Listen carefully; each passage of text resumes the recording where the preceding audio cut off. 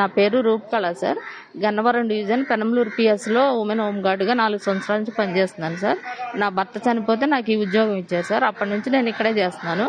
పోయిన నెల 14వ తారీఖున హోమ్ గార్డ్ ఆఫీస్ నుంచి ఓ సాల్మన్ అనే కానిస్టేబుల్ గారు మాకు ఫోన్ చేసి మీకు ట్రైనింగ్ ఉంది రమ్మని చెప్పారు సార్. నేను మా పోలీస్ స్టేషన్లో చెప్పి 15వ తారీఖు వెళ్ళాను సార్. సార్ ఏం ట్రైనింగ్ ఏంటని అడిగితే ఒక ఐజీ గారి ఇంటికి మాచవరం దగ్గర ఉంటారు ఆఫీసర్ గారు, వాళ్ళ ఇంటికి వెళ్ళాలని చెప్పారు సార్. సార్ నా ఒంట్లో బాగోదు, నేను వెళ్ళలేను సార్, నన్ను ఎక్స్క్యూజ్ చేయండి అని అడిగాను సార్. అది మనసులో పెట్టుకుని అప్పటి నుంచి 14వ తారీఖు నుంచి నిన్నటి వరకు కూడా ప్రతిరోజు బందరు తిప్పుతున్నారు సార్. ఉదయం సాయంత్రం వరకు అక్కడ గడ్డి పీకించడం, వివిధ పనులన్నీ చేయిస్తున్నారు సార్. నేను అక్కడికి ఆర్ఐ గారిని 2-3 సార్లు కలిసి అడిగాను సార్. సార్ నాకు ఒంట్లో బాగోట్లేదు, నా మెడికల్ రిపోర్ట్స్ కూడా ఉన్నాయి సార్ చూడండి అంటే, మా గుప్తా గారు మా హోంగార్డ్ డివిజన్కి గన్నవరం డివిజన్ హోంగార్డ్స్కి గుప్తా గారు అని ఉన్నారు సార్. ఆయన ఏం చేస్తారంటే ఊరకనే పనులు అవుతాయా నీకు, ఏమైనా డబ్బులు ఇస్తే పనులు అవుతాయి కానీ డబ్బులు ఏమో నువ్వు చేపిస్తాను అన్నారు సార్. నాకు వచ్చేదే 20,000 సార్, మేము ఎక్కడ డబ్బులు తెచ్చేమో, మా వల్ల కాదు సార్, ఏదో రిక్వెస్ట్ చేసుకుంటాను, ఆర్ఐ గారు ఇంటలేదు కదా, ఎస్పీ దొరవారు నన్ను కలిసి నా బాధ చెప్పుకుంటాను వెళ్ళాను సార్.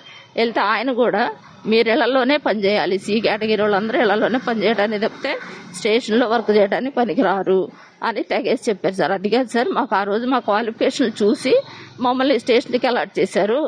ఇప్పుడు 4 సంవత్సరాల నుంచి మేము స్టేషన్లోనే చేస్తున్నాము, ఇప్పుడు వచ్చి మీరు ఇళ్లలో పనిచేయాలి, అక్కడ పనిచేయాలి, ఇక్కడ పనిచేయాలని మేము ఎలా వెళ్ళాం సార్?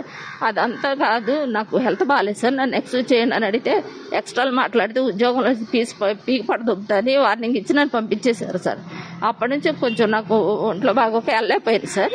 వెళ్ళాక నేను వెళ్ళాను సార్, మళ్ళీ హోంగార్డ్ ఆఫీస్కి వెళ్ళి సార్ నాకు ఒంట్లో బాగాలేదు, నాకేమన్నా మళ్ళీ పాస్పోర్ట్ ఇవ్వండి వెళ్ళిపోతానని అడిగితే ఆర్ఐ గారి ఇంటి దగ్గర ఉండి మా గుప్తా గారి చేత ఈ సస్పెన్షన్ లెటర్ పంపించి ఇది నన్ను చదువుకోనివ్వకుండా నన్ను ఇబ్బంది పెట్టి ఈ లెటర్ మీద సంతకం పెట్టించుకున్న తర్వాత నాకు సస్పెన్షన్ లెటర్ ఇచ్చారు సార్.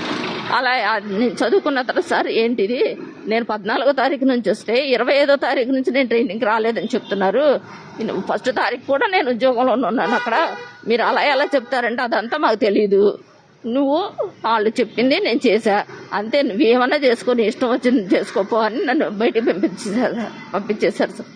అది జరిగింది. ఇంటి దగ్గర డ్యూటీ కాదు సార్, వ్యక్తిగత పనులు. వాళ్ళ పిల్లలు ఉంటే వాళ్ళ ముడ్లు కడగాలి, వాళ్ళ స్నానాలు చేయించాలి, వాళ్ళ కన్నాలు తినిపించాలి, వాళ్ళ బట్టలు ఉతకాలి, పెద్దోళ్ళు బెడ్ రెస్ట్లో ఉన్న వాళ్ళు ఉంటారు, వాళ్ళకి బెడ్ పాన్లు తీయాలి, వాళ్ళ ప్యాంపర్లు మార్చాలి, వాళ్ళకి వంట చేయాలి, బాత్రూమ్లు కడగాలి, ఇవన్నీ ఇంట్లో ఒక పని మనిషిలాగా వాడతారు సార్. ఇవన్నీ మేము చేయలేము సార్, మేము చదువుకున్న వాళ్ళమే, మేము ఎలా చేయగలము అని అడిగినందుకు నాకు ఈ సస్పెన్షన్ లెటర్ ఇచ్చి పంపించారు సార్. అది సార్, ఈ విషయం జిల్లా ఎస్పీ దృష్టికి తీసుకెళ్ళాను సార్. ఈ విషయం ఎస్పీ గారే ఇచ్చారు, ఇంకా మీరేం చేస్తారని అడుగుతున్నారు సార్. ఇదిగోండి సార్ నా సస్పెన్షన్ లెటర్, ఇదిగోండి సార్. జిల్లా ఎస్పీ గారి సైనే ఉంది సార్. ఆ సార్కి అన్నీ తెలిసే మమ్మల్ని ఇలా చేస్తున్నారు సార్. మీరున్నది ఇళ్లలో పనికే అని ఆయన పర్టికులర్గా చెప్తున్నారు సార్. ఆయన ఆఫీసర్లే పట్టించుకోలేకపోతే మా ఆరోగ్య విషయాలు, మా బాధలు మేము ఇంకెవరికి చెప్పుకోవాలి సార్. అందువల్ల మీడియా దగ్గరికి వచ్చాను సార్. అది సార్.